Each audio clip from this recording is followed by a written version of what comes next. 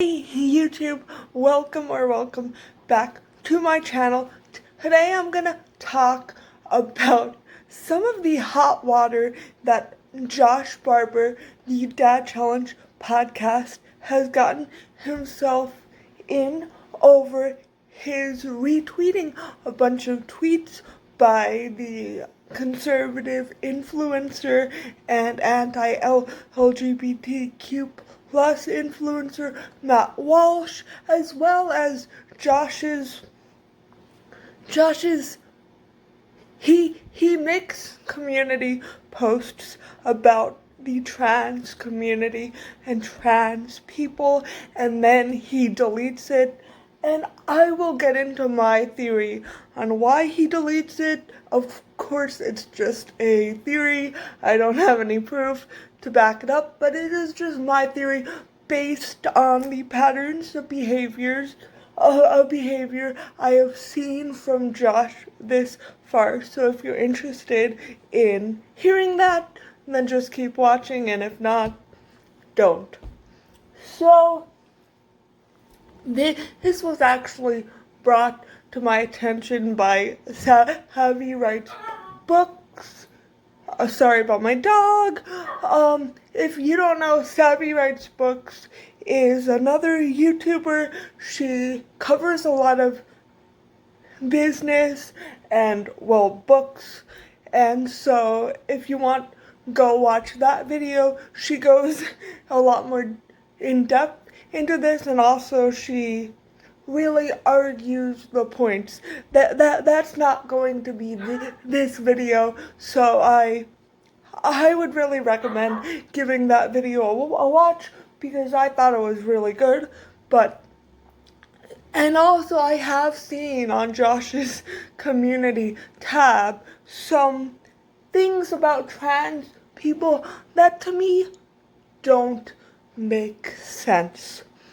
So first and foremost, I saw recently he made a post, and I don't have this post because it has since been deleted by Josh, I would assume, but if I can find it, I'll put it into this video. But it said something along the lines of, I was fine with trans people until they came for the kids. But before they came for the kids, it wasn't an issue. But now it is, since they've come for the kids. I do not understand this argument for multiple reasons. Number one, give a specific example of when the trans community as a whole has come for the kids. Secondly, cisgender people prey on children and harm children, and you're not trying to say that community deserves, that all cis people deserve bad things happening to them and to deserve discrimination based on their gender identity. So why, because this is a marginalized group, you're saying, oh, well, they deserve what's coming to them because they came for the kids? One trans person harming children does not illustrate a problem with the entire trans community. But also, Josh did not provide any examples. He's just saying they've come for the kids. What does that mean? Does that mean they're turning children trans? Does it mean they're grooming children? Does it mean they're in a satanic cult? What does it mean? You cannot throw out wild accusations like that without having anything to back it up. And I'm not saying he needs to have concrete proof, but have something. Don't just say they've come for the kids. The British are coming. The British are coming. What? And secondly, he has never accepted trans people or LGBTQ plus people, in my opinion. Because, like I said in a previous video, I don't know what video it is because I made so many videos on the Dad Challenge podcast, but one of the first videos I watched of Josh's was him knocking Lil Nas X for his Call Me by Your Name Montero music video where he was giving the devil a lap dance. That is an iconic video, but Josh made the argument that since Lil Nas X was on Sesame Street one time, that he was grooming children and that he should not have any explicit content ever. So to that, I would say, do you feel the same way about Miley Cyrus? How she was on Hannah Montana and Disney Channel? Or do you feel that way about Katy Perry? She was on an episode of Sesame Street that I think was actually banned because it showed too much cleavage, which that's a whole other rabbit hole. But basically, why are you picking on Lil Nas X? Is it because he's a black gay man? Because to me it seems like it, because you haven't really knocked any other person who has once been a part of children's media, and then as they decide to take their career in a different direction, they start to get away from that. Lil Nas X is not raising your children. You are. So if you're offended by Lil Nas X's music video, then don't let your children watch it. Like, I really don't understand how a lot of people make the argument that, oh, you're a role model to children, so you shouldn't do that. Like, so celebrities are not your children's babysitters. And that's indicative of a problem with you not being able to parent your children. Like, you should be the role model to your children and people in their lives. But it is not up to some random celebrity to fit your mold of what a good role model is. Another thing is he's just sharing a bunch of dangerous things about detransitioning and how people regret transitioning, because here's the thing. I'm well aware there are people who detransition who may regret their decision to transition. But a lot of people that I have seen have even made the argument that's like, yeah, I detransitioned, but that doesn't mean I want to not allow other people to transition, because that's their choice. It's about bodily autonomy. If somebody wants to transition, that's their choice, not yours. And then if they regret their choice and they later, sorry, I'm kind of losing my voice. If they decide to later detransition, that's also their choice. I'm not aware of anybody who is allowing children to physically transition. And if that's the case, that is dangerous. But the vast majority of gender-affirming healthcare for children is just making them feel safe, using the name they want to be called by, using the pronouns they feel comfortable with. How does that harm a child when studies have actually shown that being dead named and using pronouns the person doesn't identify actually increases the risk of suicide. So if you genuinely care about children, and you genuinely care about trans children, because guess what? Trans children are children too.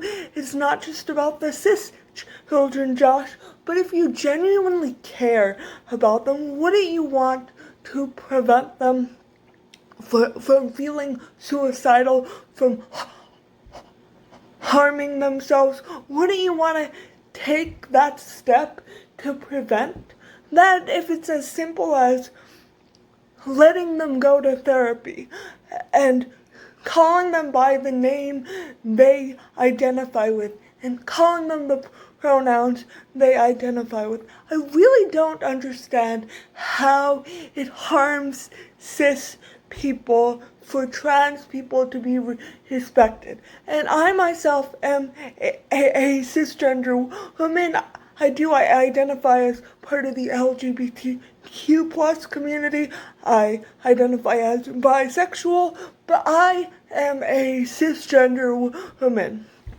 But I do not see how respecting trans people, allowing trans people to have basic human rights, to have bodily autonomy, to be respected, how that in any way threatens me. I want people to be okay. And that's not me virtue signaling. I hate this idea that if you care about human rights, suddenly you're virtue signaling. I reject that notion, because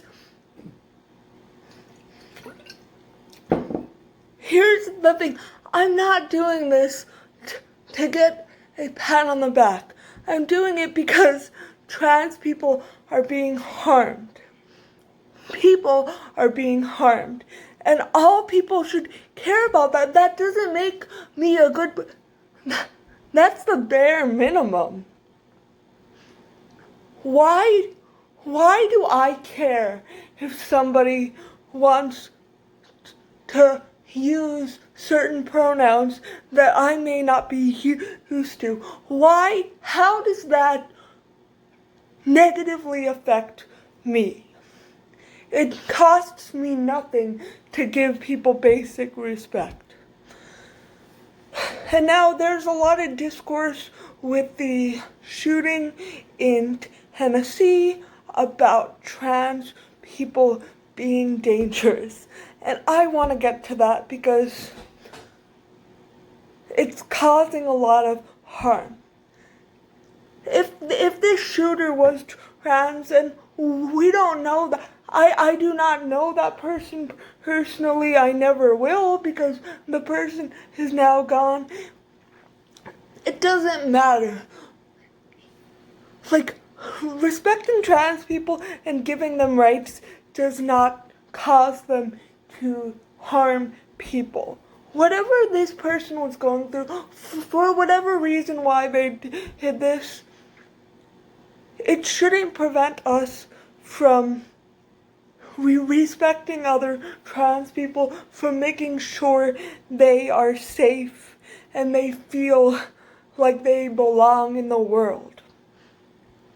And I also saw Josh responded to a comment, and I have mixed feelings about this, because Matt Walsh has been spreading that narrative that it's because this person was trans and trans people are dangerous and this is why we need to stop people from being trans, which how the hell are you gonna stop people from existing except by physically harming them, which is another issue. But anyway, so someone commented, just so you know, Matt Walsh is doing this, and I really hope you don't buy into the narrative that this Tennessee shooting is because LGBTQ plus people, specifically trans people, are dangerous. And Josh